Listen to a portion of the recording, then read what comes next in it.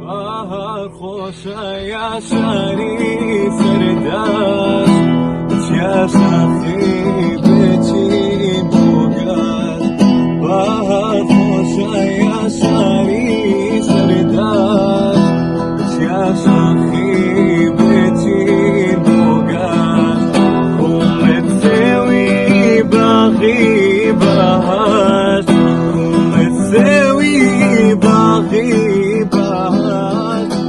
Gözlerim gözlerinde bir yüksekten düşüyor gibi oluyorum. Tutmasan düşeceğim sanki. Düşüp de bütün cam kırıklarıma batacak gibi oluyorum. Seni biraz zor durumda bıraktım anlıyorum. Ama bu seferlik böyle olsun tut. Tutmasan bak kırılırım.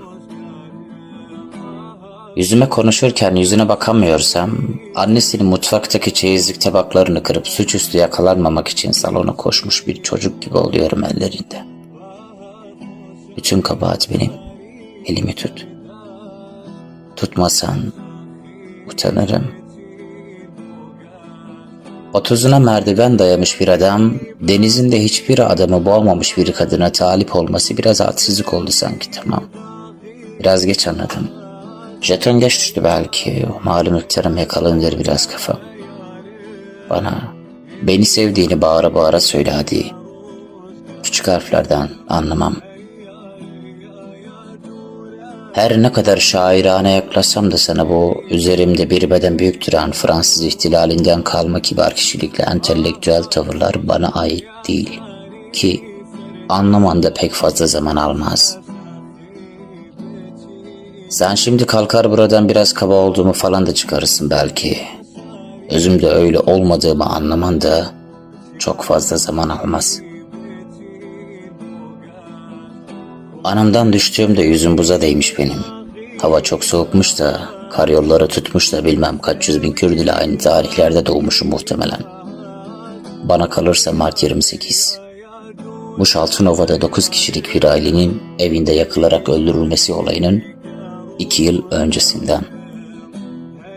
Belki bu konuyu burada bu kadar açık konuşmam, bir takım pelerinli edebiyat çevirilerini rahatsız edebilir ve ajitasyona aşırı konuştuğuma bile eleştirilerinde değinebilirler. Hatta haklı da sayılabilirler. Kalkmış üşenmemiş Tolstoy okumuşsun. Dostoyevski, Gorki, Çehov'u, Pushkin'i anlatmışsın. Şakiro'yu kim ne yapsın? Hazır kadehleri havaya kaldırmışsın. Sonte. 9 kişilik bir ailenin yakılarak öldürüldüğünü aleni bir şekilde anlatmak doğru mu şimdi? İşte birine ne zaman duygularımı ifade etmeye çalışsam ipin ucunu kaçırıyorum hep böyle. 2 kişilik ilişkilerde konuşulması gereken romantizmin ayarını tutturamayıp olayı toplumsal değerlendirip politize ediyorum her konuşmanın sonunda. Anam beşikte başımın altında Kalaşnikov'la uyutmuş beni. Öfkemi dizginleyemiyorum bazen. Kusurum olduysa bağışla. Bahar خوشه یا شری